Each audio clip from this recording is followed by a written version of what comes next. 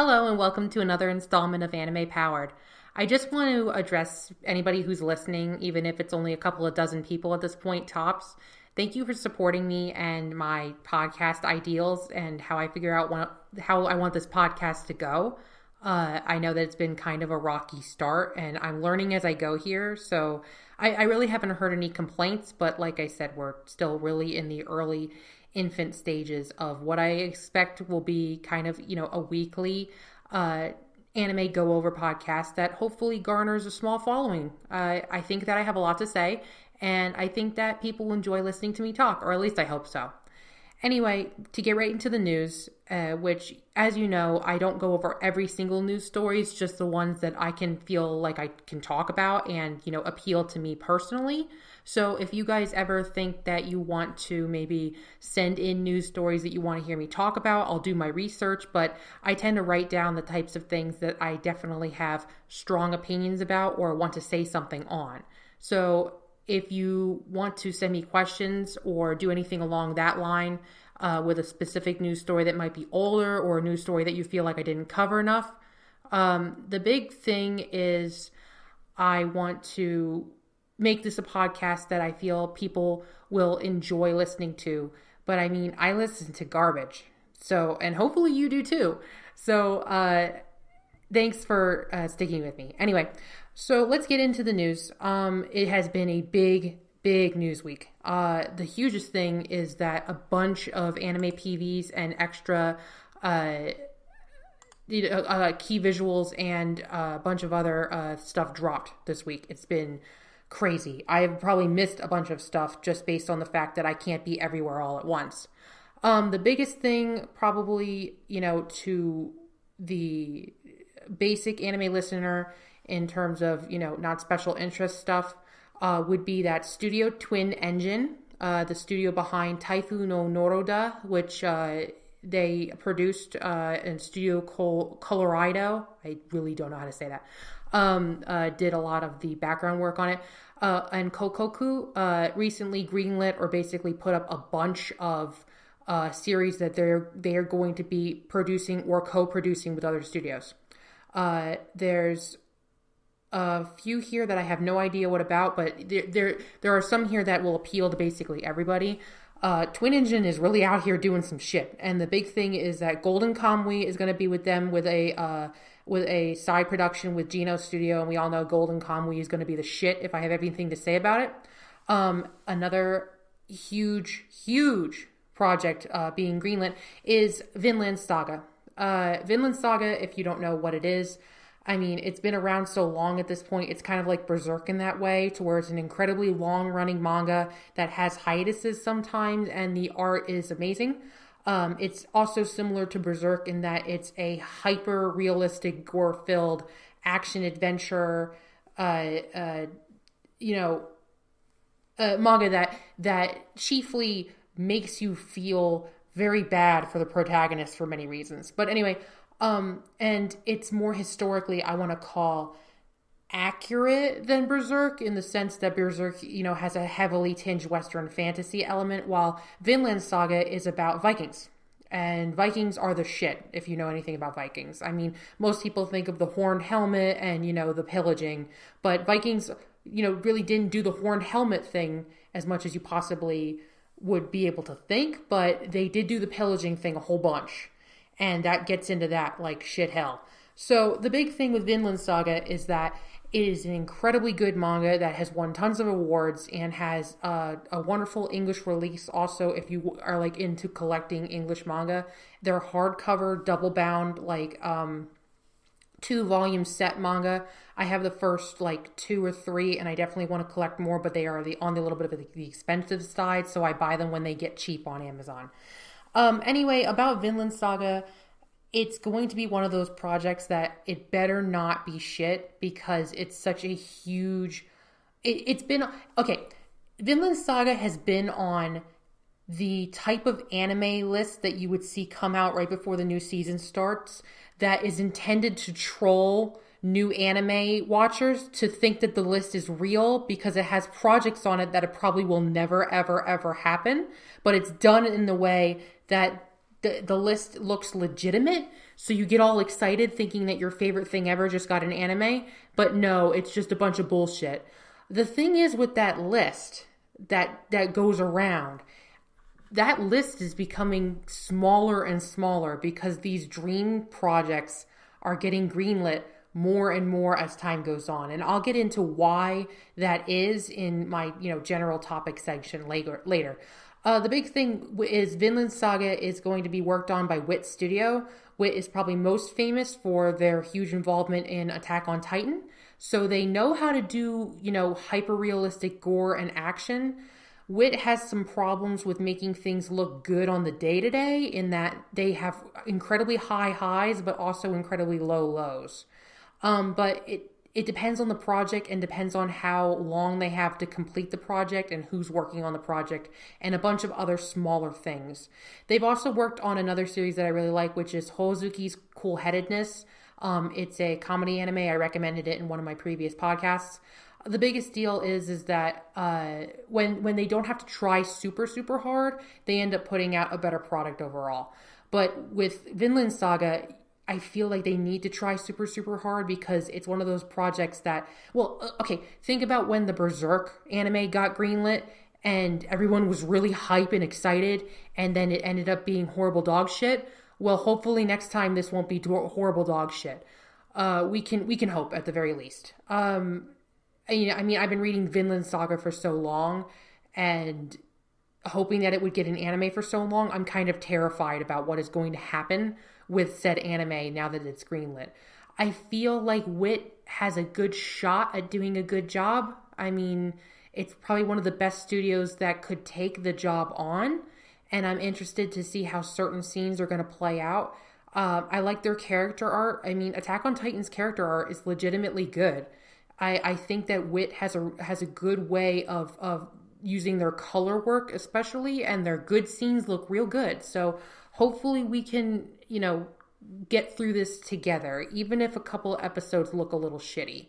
Also, Wit's 3D composite isn't too bad for anime. There's certain anime that do it better, but it's not horrible. Plus, I've watched a couple of the Blu-ray releases for the Attack on Titan episodes, and they've definitely gotten a lot better. When you allow them some time to fix their glaring errors. Anyway, Twin Engine also has put up that they are working on Karakuri Circus, which is double teamed with Studio Voln. I don't know how to say that either. I don't know how to say a lot of things because, like I said in a previous podcast, I don't talk physically about these concepts a lot. I don't have many in real life anime friends that care about studios. We may talk about general topics, but I don't get too deep offline because it tends to scare people away a little bit.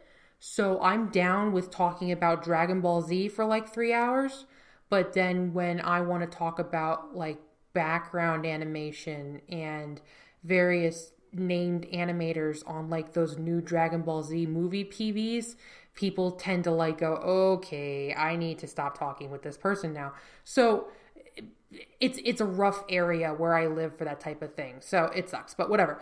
That's another reason why I started the podcast in interest to be able to voice my opinions more, because I feel like when I'm typing, sometimes I lose the thread a little bit. Anyway, I lose the thread a little bit when I talk too, as you can see. So Karakuri Circus is written by Kazuhiro Fujita, I believe. Yes, Kazuhiro Fujita, who his main thing that I've read for him was Ushio Totora, or Ushio and Tora. It's a really solid, like 20 plus volume action adventure comedy drama series. Just a really solid by the book shonen, which at the time when he was writing it was, I believe the 90s. So this was, new feeling.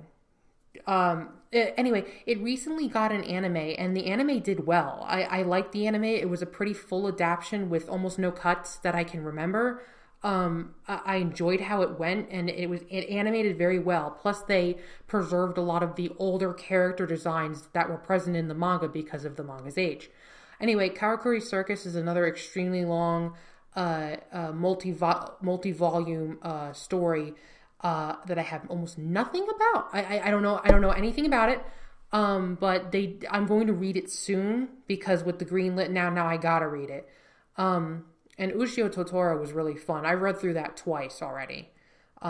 In prep to see the anime be animated.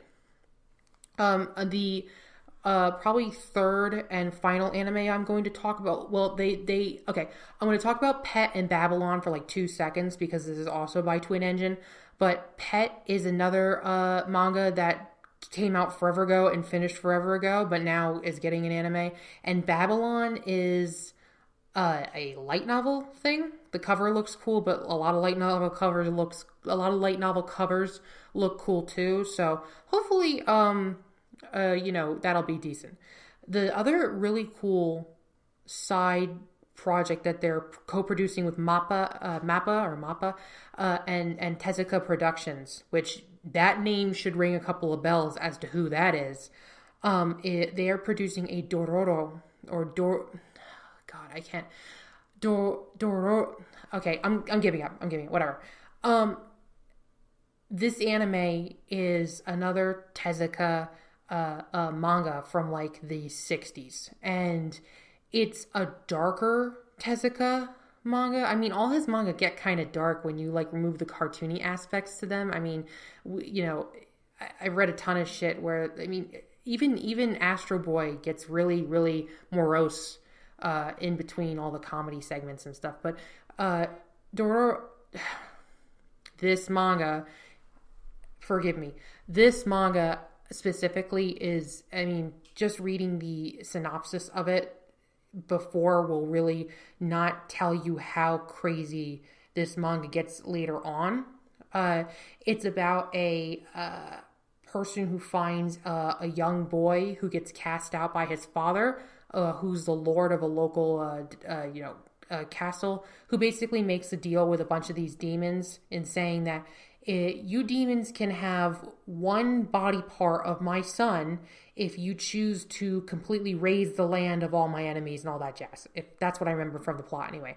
So a doctor finds this baby who is basically a brain and an eyeball and almost nothing else, and makes a fake body for him and fixes all his organs up to where he can live, barely. And so this little kid goes on a journey to basically find all his organs and reclaim his body one piece by one piece. It will be baller as hell if they produce it correctly, and a lot of the art, while it is, I don't want to say infantile, but it's Tezuka, so it's drawn really like rounded and cute, and the manga cover does not let you into how this manga goes in the interim of the manga, but the key art on the anime's poster really kind of shows you more how I think that the adaptation is going to go. So yeah, Twin Engine picked up a ton of shit, and it all looks really, really good, and I can't wait to see how their production goes forward. Hopefully it's decent. The next thing is that another PV dropped, and this is for Radiant. Radiant is a French manga drawn by a French person that is published in Japan and under the Japanese language, and it's one of the first manga to kind of break into that publishing like bubble. There have been a couple of English manga that are like, there have been a couple of manga that are English in origin and get manga release. Well, not manga. There have been a couple of books that get manga releases. Like there is actually a horror series that I know of called Darren Shan, and that got a really decently drawn manga, and I really liked it. I actually have most of it, I think, in manga format somewhere in my house. But it's a children's horror series that is the books in question are about the size of a light novel, so they translated really well to a manga format. But other than that, not too many foreign people break into the manga publication scene and stick there. But Radiant does. As far as I know about Radiant, it seems to be a standard shonen. But what's really cool, like I said, is that it's drawn by a Frenchman and published in Japanese. So that got an anime, and the anime PV is pretty solid as far as I can tell. I don't know too much else about it. I think I read a couple of chapters of it when it first started to come out of interest, but I don't remember too much about it, to be honest with you. It's kind of a, ooh, look at that type of project. Next is, let's see here, the Masutan PV2 dropped. I talked about Masutan last week. For what this is, you have to realize that Masutan reflects a very different type of anime in that its character designs are very non-typical for what we see in anime. The main thing that it looks like really is what Osomatsu-san looked like, to where they kind of had a happy marriage between very cartoony designs with anime sensibilities and animation. And I think that those types of character designs animate very well.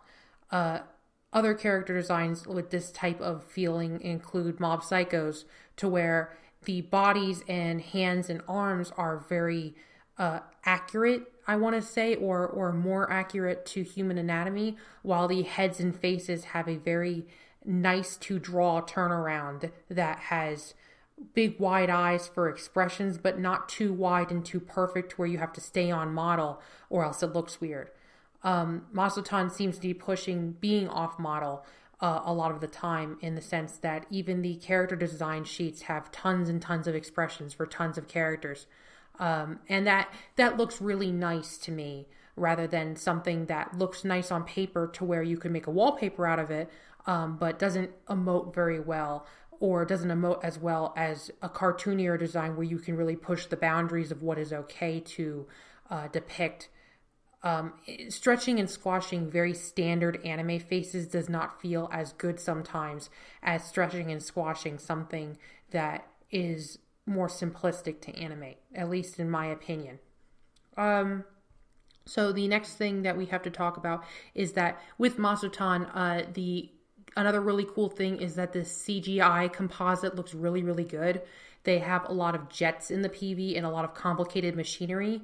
And as we all know, we really don't hand animate these things anymore. We use, computers to animate it for us. So the cool thing is that it looks really solid and nice, and it meshes well with the 2D animation, because we all know when we see bad mesh how terrible it can look. Like Handshakers, for instance, had a lot of CG that looked god-awful when put next to the animation. Then we have more PVs dropping with Felicles, progressive and alternative PVs. I believe progressives dropped recently, if I remember that correctly, or alternative. I think alternative is 3. Anyway, those are really good subtitles for a new Felicle anime. They have to do with music and types of rock, and progressive at the very least. Like I said, if I'm getting this right, I think it's progressive. Progressives looks a lot better than what I first saw of it. It looks a little bit more animated, and the Japanese only PV looks even better. And the people working on it are a talented enough set that I think that they can achieve the look and feel of older Felicle. I have faith, basically, is what I want to say. I know that a lot of people don't like kind of the direction that it's going into, but I mean, you have to understand that this is the type of project that I never thought was going to get a sequel in the first place. It doesn't strike me as a project that should have got a sequel in some respects. It doesn't seem like it's the type of project that somebody would pick to have a sequel because of its niche background, and the fact that it's been so long since the project actually, had cultural relevance to the point where it's going to get a sequel. I mean, the only thing that it has going for it right now is that it's a big nostalgia property, and it's something that gets aired even to this day, and tons of people are still into it. So, I mean, with that to base on, and considering that they're not looking probably to get new viewership into this project, they know that they need to walk a fine line between striking out and doing their own thing, but also, pleasing the older fans, because that's who this is for at the end of the day. So I think that they understand that, and I think that no matter what happens, we will have a decent adaptation, a decent anime by the end of it. So the next thing, and this was brought to my attention because I know that I went over the spring anime and I basically threw out my picks of what I'm going to be viewing down the line, but I completely skimmed over Tadakun, which is a romance comedy that deals with a boy who meets a foreign exchange student and their comedy romance adventures with the foreign exchange student. The production staff is basically the entire staff that was on Gekkan Shoujo Nozaki-kun, and I really, really like that anime. Tadakun is an original anime as well and not an adaptation, which I didn't realize at the time. So that already has my interest, given that they can kind of strike out and do more interesting scenes, I guess. Doga Kobo in general, I believe that's who did Tadakun. I can actually look that up. I'm going to try to do that in the background here because I want to know what the heck I'm doing. Yeah, Tadakun wa koi wo shinai. And Tada doesn't fall in love. Yes, Doga Kobo. I was right. Doga Kobo has a particular calling card in that they do a few things pretty much every series that they put out. One is they cast brand new voice actors for lead roles, or if they're not brand new, they are largely untested as voice actors. They do this, and the biggest thing that they do with it is that they end up doing a great job at casting these people pretty much every time. I believe that the hamster anime Himoto, which actually is pretty decent for a bratty sister, anime. I mean, it's trash, but it's trash that I watch. So, take of that what you will. But with Tadakun as well, there's the main character, or one of the main characters in it, is Teresa Wagner is her name, and she's the foreign exchange student. The actor Manaka Iwami just right out the gate got like 4 supporting roles in the last year, and that's all she's done. It's pretty crazy. I mean, 4 supporting and 4 main roles in the last year, and that's all she's done. The biggest things that she's done, she was in Recreators, Gamers, Urahara, and Sayonara no Asa ni Yakusoku no Hana wo Kazaro, which I don't know what that is, and New Game. New Game being another Doga Kobo anime. So right out the gate, even though she's a new actor or actress who hasn't done a lot, the things that she has done have been pretty high priority. So with Doga Kobo as well, their color key and a lot of their art is always really fun. And especially with Gekkan Shoujo Nozaki-kun, the vocal performances of the characters and a lot of the character art worked really well. I had originally kind of compared Wotakoi or Wotaku no Koi wa Muzukashi to the Doga Kobo influence, but they are A1 Pictures. But this is way closer to what Doga Kobo ends up doing most often. Basically, this is my Gekkan Shoujo Nozaki 2 before Gekkan Shoujo Nozaki 2 comes back, because I really need another hit of that anime because it was real good. The next thing I want to talk about is City Hunter, which is a film, is coming out pretty soon. City Hunter originally was an anime OVA and a manga from like 1985, and City Hunter is getting a new anime, movie very, very soon. this is another one of those really odd off the cuff pulls that I really didn't expect to have any new content coming for. I mean, I know that people love City Hunter even to this day, but it came so far out of left field. Nobody could predict it. Nobody could predict or can predict what they're going to adapt next these days. And it's not just like normally what adaptions are for is an adaption is for a manga or an LN or a movie or something that is airing currently to snowball the effects of having the adaptation airing at the same time, because the fans of the original work will watch the adaptation for obvious reasons. You get new fans to buy the original work because they're watching the adaptation, i.e. that's why 12 episode, kind of shitty anime are made to promote LNs, because you have that snowballing type of effect. Or, for instance, a compilation movie is made for an LN or an anime series that has already aired because they're relatively easy to make and a quick cash in at the theater.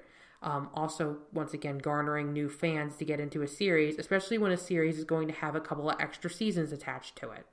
The other deal that we have going on besides City Hunter is... and this is a smaller announcement, but Maho Shoujo site is casting Kizuna Ai as a supporting character on the anime. And while that's really interesting and cool, and that Kizuna is breaking through from being, a meme anime YouTuber into having a television show and, a more professional presence is really, really cool.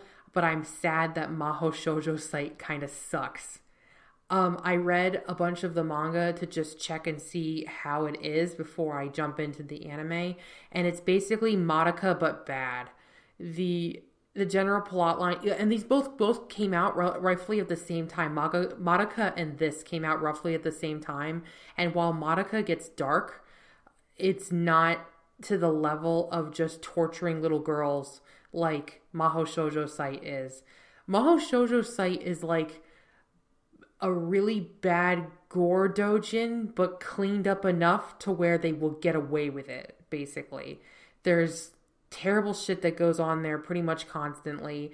The plot is all over the place and the tone is all over the place.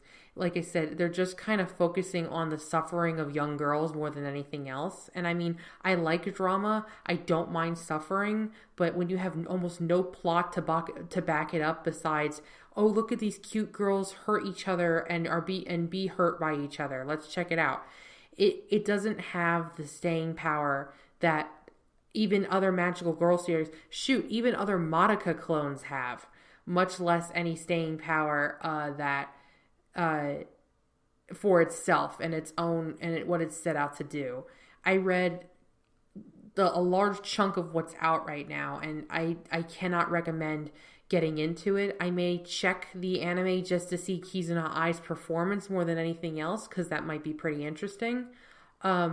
With Maho Shoujo site, just to really get into it very, very quickly, basically you have a very bullied, borderline suicidal girl who, is at the end of her rope, and everything about her life is terrible for many, many reasons. But she gets to log into Maho Shoujo site and gets a magical item, or a stick, what they call it. And the stick can make all her problems go away if she just uses it. Anyway, you find out that the sticks, when they're used, have incredible magical power, but obviously have, offside effects to them. Like, for instance, when you're done using the stick, you basically die, which, I mean, that's fine. Like you die eventually. You have a set power source and a power minimum. All these girls' various stick powers are really, really broken. I mean, there's a cool-headed girl that likes the main girl who has a time stop power, for instance. Does this ring any bells, anybody? But where it gets bad, especially, is that the villain, I really can't get into it. He just seems like a bad, crazy person who, a light Yagami type, but not fun like light Yagami, basically. It seems to be derivative in the sense that this author grabbed a bunch of concepts from a bunch of other, like, weird kind of edgy manga and then smashed them together into this whole big mess. And it's not fun or interesting enough to pull its own. But basically, the website's administrators, the cubies of the story, really, if you want to get into it, even they're not like cute like Kyubi or whatever. They look up like these fucked up Junji Ito portraits of young people in masks, basically, for the most part. Anyway, these admins, or at least what looks like in the manga, have they all have accents and really standout ways of speaking. And Kizuna Ai has been casted as one of these admin characters. So kind of a bit part, to be honest. They're not super huge in the manga in the sense that they're not one of the main girls or whatever. But it's an interesting casting point because if you wanted to promote, a YouTuber or whatever, normally when you're promoting like a new idol, you give her, here's the main girl in the anime, or here's one of her side friends or whatever.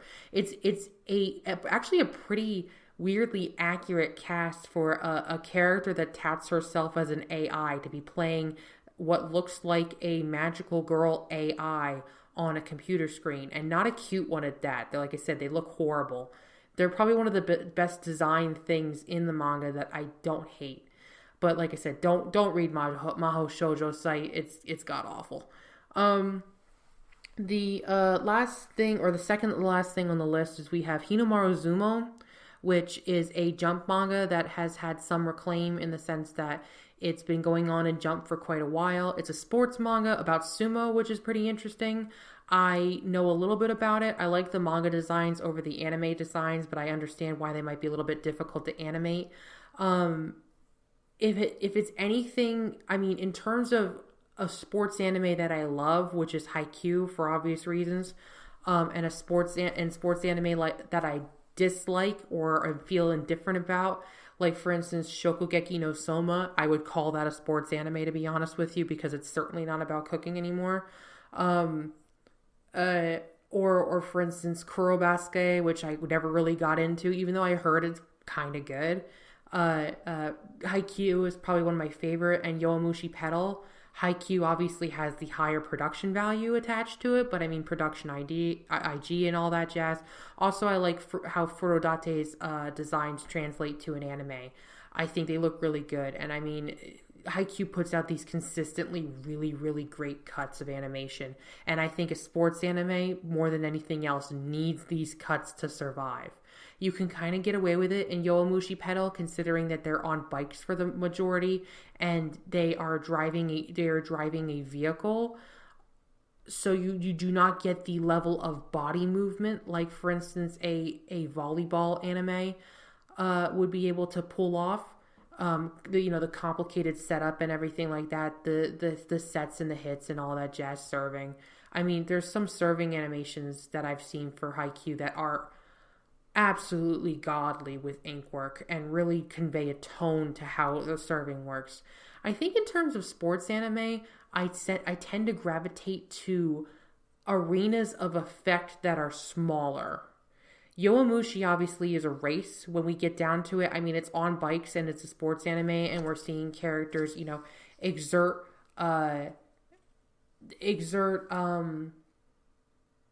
exercise to get their goals. Haikyuu probably is the more grounded of the anime.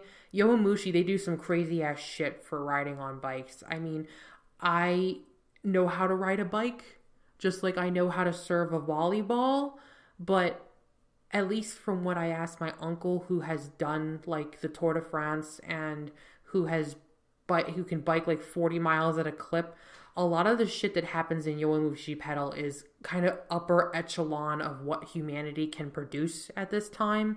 It's not as crazy as Kurobasu's fucking basketball lasers, but it's up there. While Haikyuu, I mean, these are kids, and they're like first or second years or third years of high school, but they at least are grounded enough to where, besides the general sports pomp and circumstance, you could actually see these kids pulling this shit off, especially if, they're national grade or at least trying for nationals.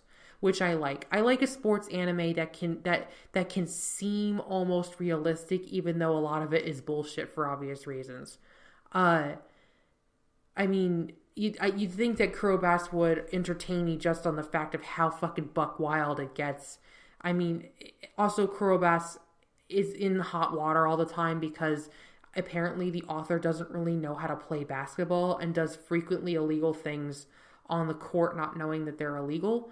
I used to play basketball back in middle school, so God, if I remember anything about it. But the chief things with that is I don't care if a sports anime follows the rules 100% of the time, unless it's like a board game anime where we're following the rules is the whole fucking goddamn thing. But I attribute decent sports anime to slightly more realistic support most of the time. Although I really love Yowamushi Pedal, I just turn my brain off and watch, a bunch of boys that look like they were transplanted from other anime battle in and out on basically what is a really long stretch of road with CGI bikes. I know the bikes being CGI is important in the sense that you cannot just go and draw 50 bikes on the screen. I get it. But Yowamushi could really benefit from a couple of nicer cuts. But the vocal delivery is good anyway. I got sidetracked. Anyway, Hinomaru Zumo, despite being in Jump for a very long time, is just getting an anime now. Jump has been pushing out their anime babies very, very fast lately in a desperate effort to recoup their losses in terms of popular anime that they can kind of build a dynasty on. We all know about One Piece being there for a long time and probably longer than we're going to be alive in general. But, Jump has lost many large properties in these past few years and months. I mean, Bleach is done, Naruto's done, and, Boruto is not the popularity index that Naruto is. Plus, Boruto's art sucks. Let's just get it real there. It sucks. Gintama's ending and a bunch of other manga have ended. Jump has been scrambling to grabble other titles very fast by greenlighting and giving them color pages and everything like that and booting them out the door and going, you're a man now, so, make us some money, but then axing them after like a couple of chapters or maybe a few tankobons, which is, for people that don't understand that terminology, when you get the manga book in the store, that's a tankobon. And it's the collect trade version of the weekly installment manga. I extremely dislike manga that only get to like 3 or 4 tankobons and then get canceled. So I ignore a lot of Jump series before they actually, die on me and make me very upset. So unless I'm like absolutely sure it isn't going to be canceled, I won't keep up on a Jump series until it passes at least 30 or 40 chapters, just because I cannot feel the sadness again. I really liked Kohei Horikoshi, or Boku no Hero's previous series, which was a weird, he had a lot of weird character designs, but basically it took place in a zoo, and the main character, even though she was a girl, she kind of got dumped on by all the other characters in the manga. I like that subset of girl who's earnest to a point but kind of dumb and then gets dumped on by everybody. That's why I like Majin Tante Nogami Noro so much, because even though they have a lot of slapstick and terrible shit that happens to the main human character when there's a lot of weirdos running around, the main human character happens to be a dumbass girl who they drag around and ask and solve mysteries with. And I like doofy shit like that. It reminds me of Nichijou. To finish out, I think we have one more announcement, which I'm very excited about. If anybody has seen my Twitter, it's been basically the only thing that I've been talking about for the past week. If you didn't know from the sounds of my screaming as it reverberates down the valley, Mob Psycho has been greenlit for a second season. And I'm very, very, very excited about that as I sit here in my Mob Psycho t-shirt with my Mob Psycho backgrounds on my computer and my Mob Psycho social media posts with my Mob Psycho icon, with my Mob Psycho header, by my Mob Psycho poster, and my Mob Psycho Sete book. And like, I can keep going, but I will talk about this until I die, basically. Mob Psycho is probably my favorite anime to come out in the past 5 years or so, barring a couple of maybe like close runner-ups.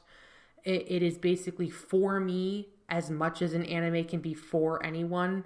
You know my thoughts on Mob if you've read my various write-ups on Mob Psycho and why it is really, really, really good. But it just for a quick rundown for people who don't watch a lot of anime or for some reason didn't watch Mob Psycho. Mob Psycho is a lot different than your standard anime, just based on the reason of who writes it, and instead of an adaptation. Okay, we know that the main writer is called One, and One has written 2 prolific manga at this point. He's also written a couple of other manga, but his 2 most prolific ones, for obvious reasons, are One Punch Man, which everybody on the fucking world knows, and Mob Psycho, which not everybody on the fucking world knows. Now, One Punch Man obviously was redrawn and redone by Murata, who is an incredibly well-equipped artist who basically fell in love with One's writing and his panel work and basically everything else besides his technical prowess in drawing, and said basically to One, hey, how about I adapt your manga? And what that means is that Murata keeps like 90% of One's manga correct, in the sense that not a lot of panels change, not a lot of story elements change. Murata might just tighten up 1 or 2 things, but it stays pretty much 1-to-1 in that respect. But Murata just basically redraws the whole thing from scratch. The Murata version of One Punch Man is the version that you know from obviously the manga releases and the anime release. And that has a few caveats to how it is. I love One Punch Man and I love Murata's art. But One Punch Man is not One's greatest work. That's Mob Psycho. One Punch Man, and we all know One Punch Man already, but to go into it, One Punch Man is about a person who is incredibly powerful, basically the most powerful person on Earth that doesn't have any opposition and is incredibly bored by this fact. There's no, basically, it's like when you get to the end game in an RPG and you're one-shotting everything and phoning it in and there's no more gear to get and you're just wandering around looking to do tasks to fill your time. Basically, this character, because of this, gets apathetic to his whole deal of being a superhero and is looking for, the rush that being a superhero normally would have. But at the end of the day, he's a really good person who ends up amassing a lot of different people that are different but also good people. And he has to deal with his own adversaries and problems that he has to overcome that are not based on strength. This is an incredibly good side concept to what a superhero is. It's basically Superman if you stopped giving him a large cast of characters that happen to be a little bit more powerful than him, but not by much. Superman is if you took him and then set him loose in street level DC, basically, and said go stop robberies and go stop pickpockets and save a cat from a tree and maybe stop a burning building from going on. Superman would be bored by these concepts in like 14 minutes. And that's what's happened with Saitama in One Punch Man. So I like the turn on its head of what it means to be a hero and how you can be a hero without using strength. I like these concepts a lot. But with Mob Psycho 100, and the plotline of Mob being very, very similar to One Punch Man in a lot of respects, Mob Psycho 100 is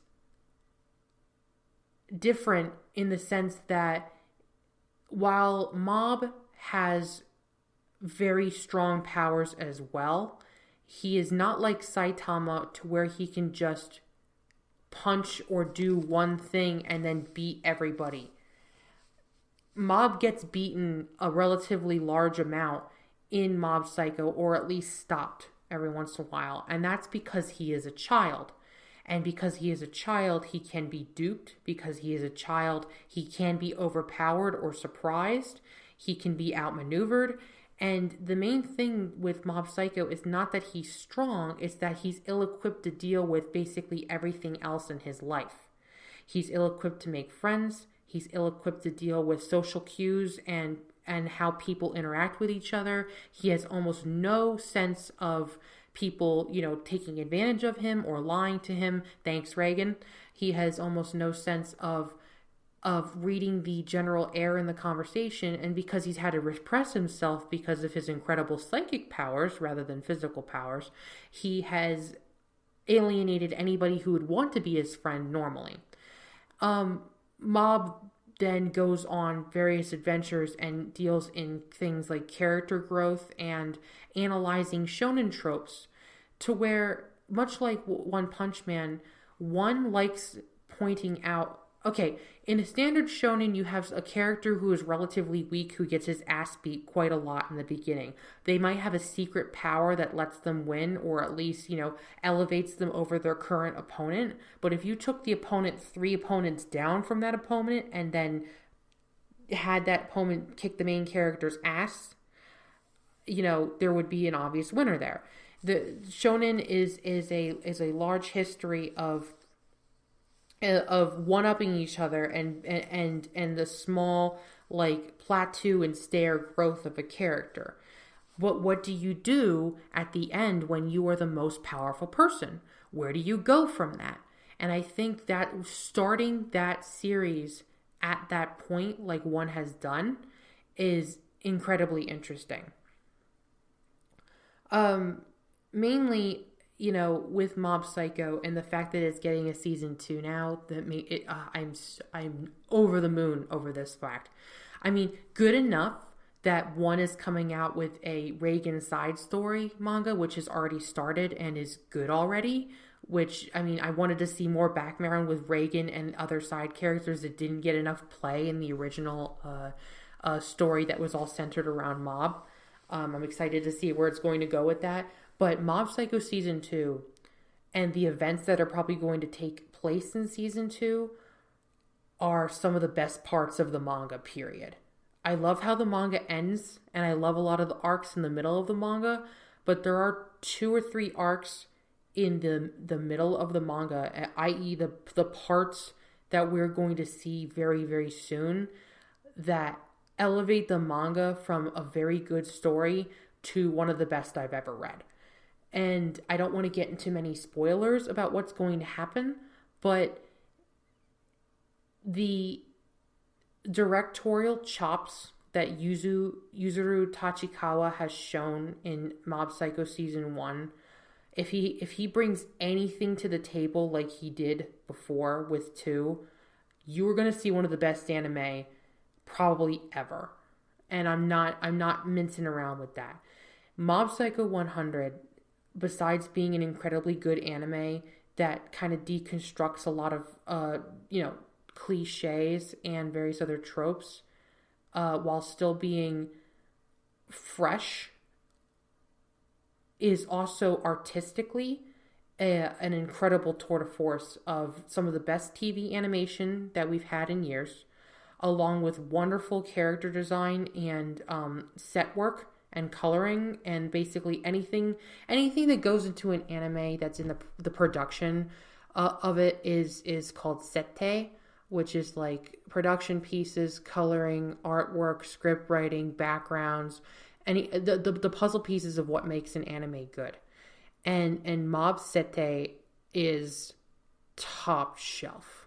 And Tachikawa, in an interview before Mob Psycho started, basically said that he wanted to make an anime that's like opening a box of gifts or a box of candy, to where each and everything is different and new and interesting. And if you've watched the anime already, you can tell that the level of artistry and cool animation techniques in the show are there's too many to count. I mean, The entire ending and a lot of sequences in the manga is, in the anime, is done by paint on glass animation. There's usage of colored pencils and oil pastels and these impact frames that are absolutely insane. From some of the best animators like Kameda and we all know him, we all love him, Utapon, who, you've seen his fight scenes before. They are the most ass-blasty blowout parts of pretty much any manga that he's ever in. But I really love him for his character acting and a lot of his more nuanced stuff. And with Mob Psycho 2, we might be able to get to see that out of him as well. I don't want to get too much into the plot line of Mob, in the sense that if you haven't seen the original series already, go out and do that. If you haven't, there's no reason for you to stop now. Don't watch the OVA that came out. It basically is an hour-long recap of the entire series, and it loses a lot of the punch that the original series had by how it was written at the time. But do watch the recap OVA because it's hilarious if you've already seen the series. I watched it last night. I wanted to save it until the weekend, basically. I watched it last night and I had a good old time, basically reliving some of my favorite parts from Mob Psycho while also having some doofier narration. Because while Mob Psycho is a little bit more serious than One Punch Man, Mob Psycho's funny parts are absolutely fucking hilarious. And this is on the power of having great characters doing great interaction with each other. The characters in Mob Psycho are well written to a point that does not happen in anime a lot. The secondary main character, or that I would call from Mob Psycho, is Reigen Arataka, who is Mob's mentor and a complete shyster and con man. He is if you've seen Gravity Falls, Grunkle Stan-like person, to where he is not above doing anything illegal, but has a heart of gold enough to realize right from wrong a lot of the time. He is an adult in a sea of children. And what that means is he's pragmatic enough to analyze the situation. And basically, he has what a lot of Mob lacks. Mob does not have social skills. Mob does not have charisma. Mob does not have incredible fight or flight responses with people. He does not know how to read a room. He does not know how to lie to protect your best interests. These things Reigen has in spades. The thing that Mob has that Reigen doesn't have is actual natural talent with being a psychic powers user. And that's what Reigen wants to be. This is episode 1 stuff, so I'm not spoiling anything by getting into it. But basically, Reigen wants what he can't have, but if he just realized for 1 second that he has a lot of shit that normally people don't have, he would be a happier person. And maybe not, take advantage of Mob so much. But it's a good, it's not wholesome, but it's just a good, powerful show that I can't get enough of talking about. I could talk for hours about analyzing certain episodes, going into backstories for characters and everything like that. But the key thing here that I have to understand and have to push at you is that One Punch Man's adaptation was basically 1-for-1 the manga. Pretty much no direction was changed. Some layouts and parts in the anime are directly copy and pasted from the manga, almost like page for page, panel for panel. It animates well when it animates well, but it does look stiff and staticky in some places, and this is because they are trying to replicate Murata's art. Murata being an absolute fucking demon and one of the best artists who draw in Japan currently. This is impossible to do with the TV anime standards. And because of this, you get a more stilted production. Also, the color keys and some of the music in One Punch Man isn't great. It's basically one of the best adaptions you're going to get of your manga, where everybody loves it and enjoys it. But I think One's original vision is a little bit better. And Murata's manga is just fucking better than One Punch Man's art, just based on the fact that Murata is so fucking good at his job. With Mob Psycho 100, there's no adaptation of the manga to riff off of. Tachikawa and the character designers, I believe Kameda did the character design, went in and did basically an easy to animate version of what they were looking at with One's art.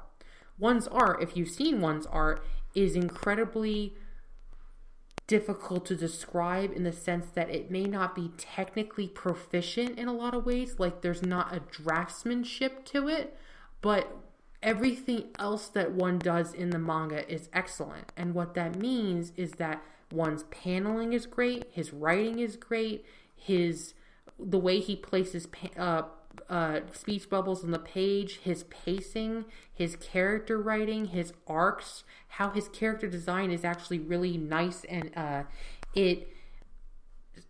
every character is animated in a way and drawn in such a way that I know exactly who they are at all times. There's no same-faced characters, really, in the sense that every character has their own thing going on with them, and their silhouettes are easy to read.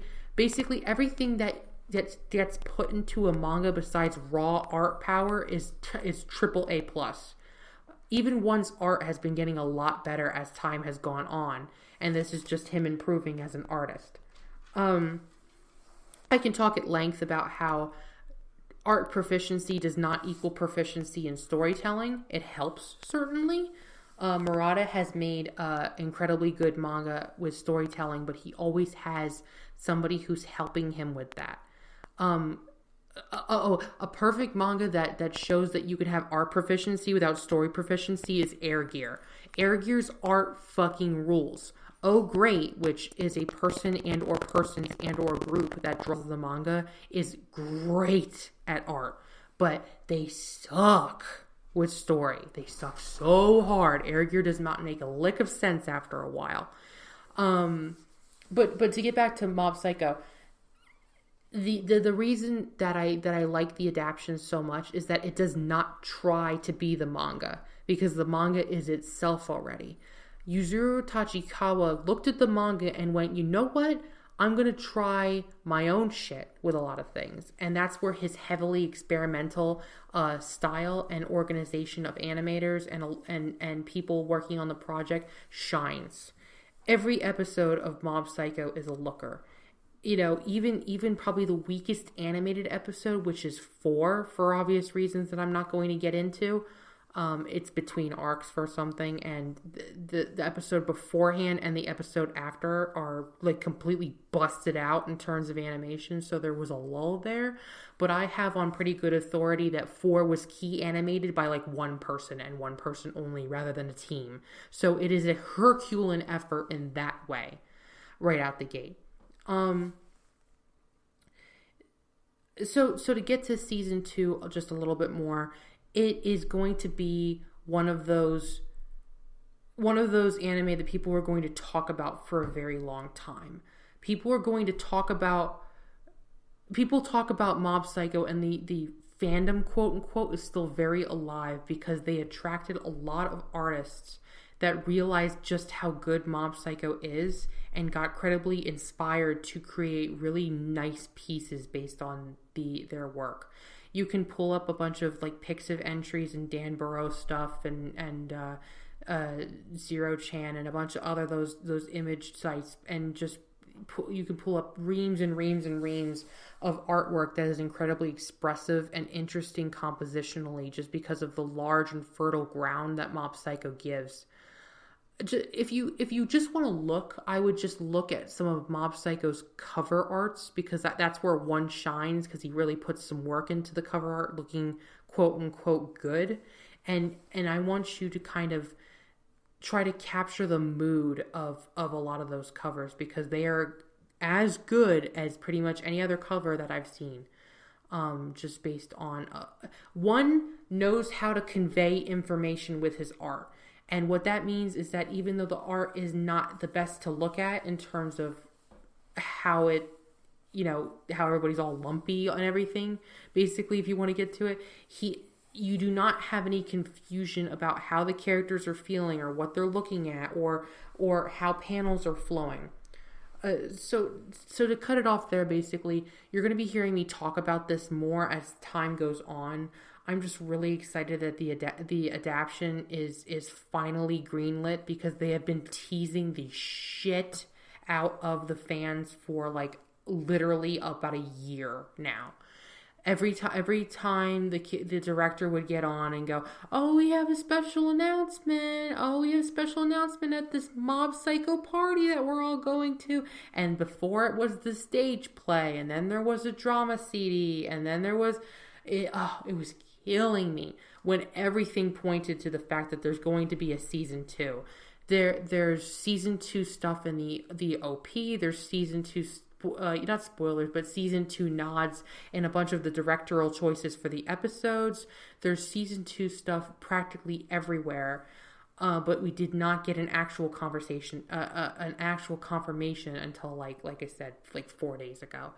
It was an incredibly harrowing experience to watch the official Mob Psycho Twitter literally count up to 100 one day at a time and not know that at the end of that 100 if there was going to be an announcement or not, or if it was another bullshit stage play or live action adaptation. Like, I was dying here. Luckily, I did not have to like go and jump off a cliff, because we finally got what we wanted. And also the added bonus of, like I said, the Reagan OVA and a Reagan side manga that is weekly. So I'm really enjoying reading that too. I talked about Mob for a very long time. I'm sorry. Oh my goodness. To continue on, I wanted to talk about the recommendations for this week. The anti-recommendation for this week, like I said, was Maho Shoujo Site. Please don't read this manga. It's not worth it. Another recommendation that I want to like say about is another manga by the creator of Ushio Totora, which is Sobote Must Be Destroyed. I am like 10 chapters into it, and the art is really good. And also Sobote looks like it's also getting an anime, which is crazy. But the art and God, what is his name now? Wow, I am like really tired. Kazuhiro Fujita. Kazuhiro Fujita's horror stuff is really, really strong. It's not like Junji Ito strong, where there's a large purveying series of dread, but there are splash pages and moments in his manga that are truly scary and actually like horrifying to behold. Sobote is no exception to this rule. It's a really simple premise to where there is a haunted house in this large apartment, right behind this large apartment complex. An artist moves into the complex to try to restart his art career, and basically falls into a large trap of this house is evil, like legitimately evil. It defies expectation and reality on how evil it is, and anybody who goes in the house gets horribly fucked up to the point where they either come out like comatose or completely crazy, or they don't come out at all and are basically dead.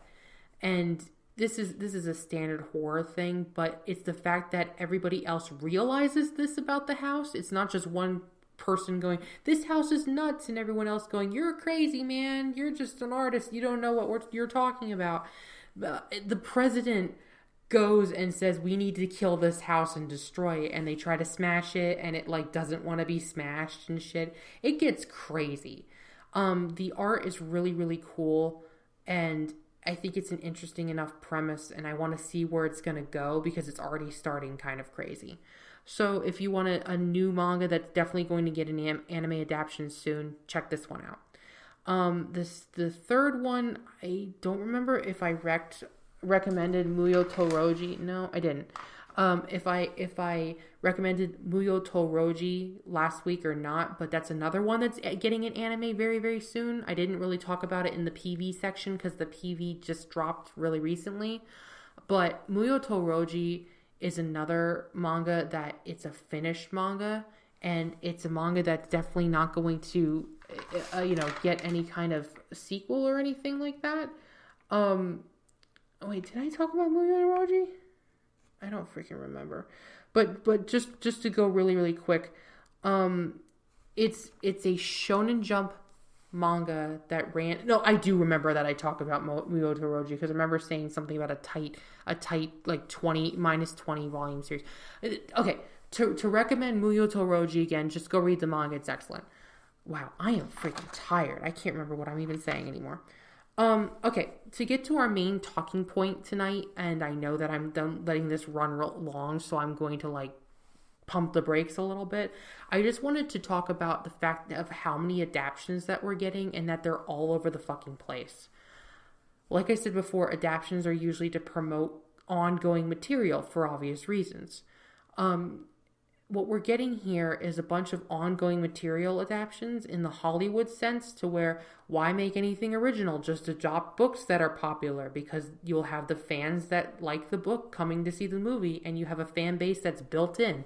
It's a safe project. It's a project that, unless you really fuck it up, probably won't fail. And even if it fails, it won't fail as hard as an original project will. The anime industry as a whole is looking for these safe adaptions. They also want another Attack on Titan, where it takes the world by storm and sells 1 billion copies and is really influential to the manga scene after it comes out. And you're not going to get that with an original work. At least you're not going to get it unless you hit, freaking jackpot. But you might get it with an adaptation. But the thing is, now with adaptions, they're not pulling from things that are current or a couple of years old. They're pulling from older properties that are, garnering that nostalgia value, but they're also pulling from properties that might be old enough to where they're not generating a ton of nostalgia. I wasn't hearing anybody talking about Muyo Toroji fondly, in the sense that, like, oh man, I wish this would have gotten an adaptation or whatever. It ran in Jump, it ended, and then that was it. I mean, Jump has had tons of series over the years where they get up, they run, they stop, and then that's it. Honestly, Matsui's Assassination Classroom, his previous manga, Majin Tante no Game Neuro, got a 26 episode series when it was still in Jump, and then that was it, and that was your promotion. Muyo is done and has been done for a while, and while it's an interesting adaptation, I don't understand why now. To bring back the Hollywood connection for a little bit, Hollywood has been getting more, I want to say, not innovative, because it's not innovation. They're just looking for their next big score. But Hollywood has been adapting a lot of anime and manga properties right now. And while that is a horrifying concept to bring up, they are doing it in such a way that is kind of ruining whatever they bring over to adapt. Chiefly, if they are going to do original works, they are few and far between. So, that's the same with what. Okay, wow, I need to sleep. So that's the same of what manga is doing these days. I mean, what anime and manga are doing these days. The symbiotic relationship between anime and manga is doing these days. I talked about it before, but Pet is an adaptation where the manga ran like 10 years ago that's getting an adaptation out of nowhere. I talked about Level E in like the second podcast, and Level E was one of those things that got an adaptation out of nowhere. And I think Level E is where this trend started to start, because unlike anything else that was coming around at the time, it did not have anything new coming out for it. It was by an author that has some pull, Togashi, but it's no Yu Yu Hakusho. And it shouldn't have been as safe as it was to adapt, but I think that it did well enough as a test series for them to start looking and nosing around in the manga trash bin of finished series to see what they can adapt next. I think that in general, it's kind of scary for the animation industry to stagnate in this way. I think that original projects are important and important enough to where you need to put as many original projects as adaptions into basically the ether to balance things out. And I know that Adaption Town USA can be construed as negative, but just think about it this way, to where basically anything that you like that you feel might deserve an anime adaptation is not off the table at this point. The pulls that we have been getting are so weird and so experimental that anything that you have finished or read in the past 10 or 20 years is officially on the table for an adaptation. And that's kind of a horrifying concept. I have 100 manga that I've long finished that I would love to get adaptions. And the more likely to get adaptions are authors' previous works before their big break hits, or authors' middling works in between big break hits, because if they will be able to pull on that name alone. So that's always really interesting. And adaptions doing well, and adaptions, selling a lot and generating the animation company in question prestige and money, generate goodwill for original projects to exist. If a director and team do really well on a project that they are given by someone who's like, you better make this adaptation good, the director can then go to the person and basically go, well, look what I did. I made this good adaptation for you. Can you guys animate my pet project that I've been working on? And there is an open line of communication for that. That's how Pop Team Epic started. The director in question said, listen, I'm calling in my one pet project favor. This is my pet project. I want to get it done, and I will do anything to get it done. And the other people working in the studio were basically like, yeah, but you only get one per decade. Are you really calling in this favor now? And he said, yeah. And take a look. It's one of the best-selling anime for BDs for the season. So there you go. You take a gamble and you win. You can win big. But if you don't take a gamble and want to play it safe, you can generate enough goodwill to maybe get some original projects. Also look at Trigger's current involvement. Trigger's original projects, for the most part, have been really good. We obviously all loved Kill la Kill.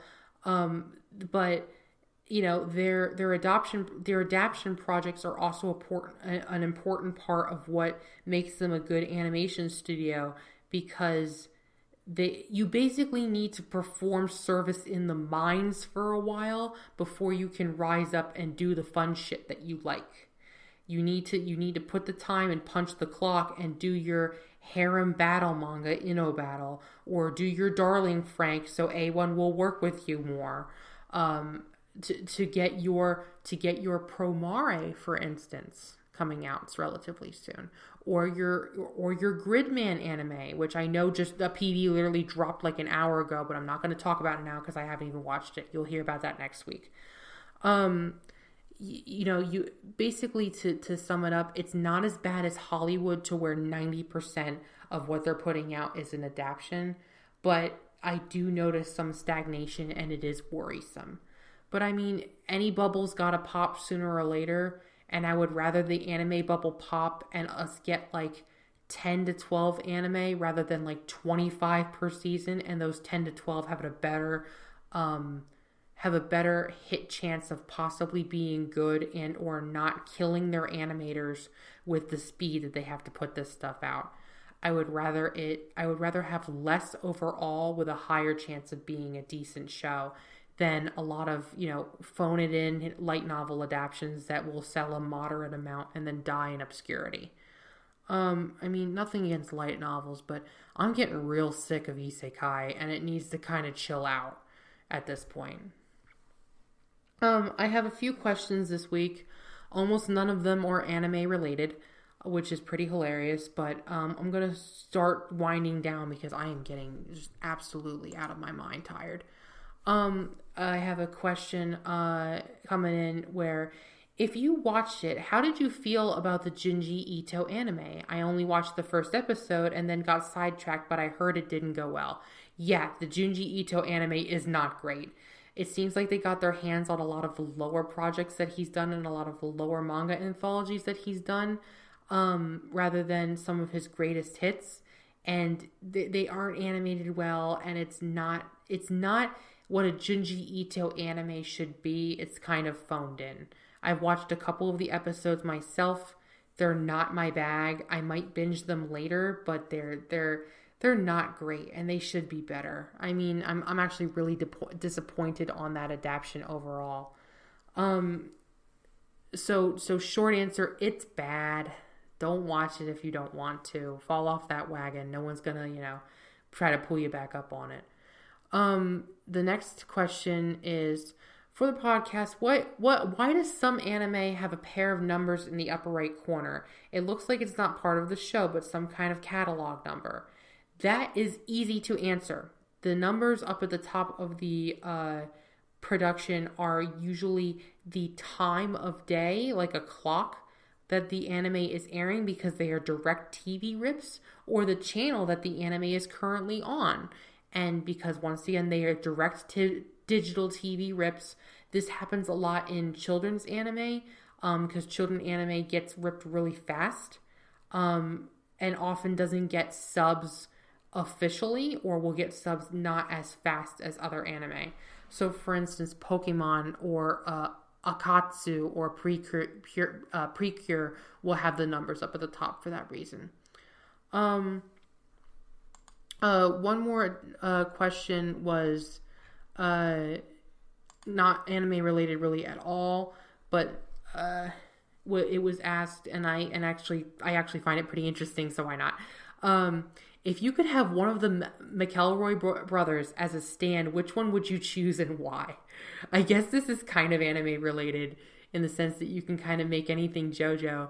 And the answer is Griffin. Next question. No, but the answer is Griffin probably, because while Justin would be relatively fun to have as a stand because of his pragmaticness and his sarcasm, and Travis is just kind of a big old good chuckle boy, Griffin is chaotic. He is the main shit starter of the three brothers. And it's probably because he's the baby, and the baby of the family is usually a shit starter. And he's had to deal with two older Scorpio brothers that were born on the same day despite not being twins, for all of his life, and that hellscape that has had to have happened. Griffin is the online brother. I smell deep website related stink on him, and he'll never admit the websites that he goes on, but I know that he was a degenerate, deep browser like a lot of us were, especially in our younger years. He's too knowledgeable and storied about weird internet culture, kind of a one of us type thing. So whatever stand that he would be would probably be one of those bullshit broken ass stands that you get every once in a while. A soft and wet, for instance, rather than just a generalized happy punch ghost like Travis would be. A star platinum, if you will. Justin would probably be kind of a middling stand that's probably more powerful than you'd think. Like, for instance, Part 7 Johnny's stand, which starts weak but ends up getting getting stronger. Or, for instance, Koichi's stand for that reason. Griffin, I don't know what his power set would be, but it would be fucked up to start. I mean, you could get into his Monster Factory stuff and do a stand based on that. You could get into his weird Polygon persona stuff. You could get into his talk show stuff. There's a lot there for Griffin lore to get into to make a stand power set based on that. I believe that Griffin, if you were to call him anything, is the front showrunner of the three brothers. Yes, the other brothers play bass and do drums and everyone's part of the band.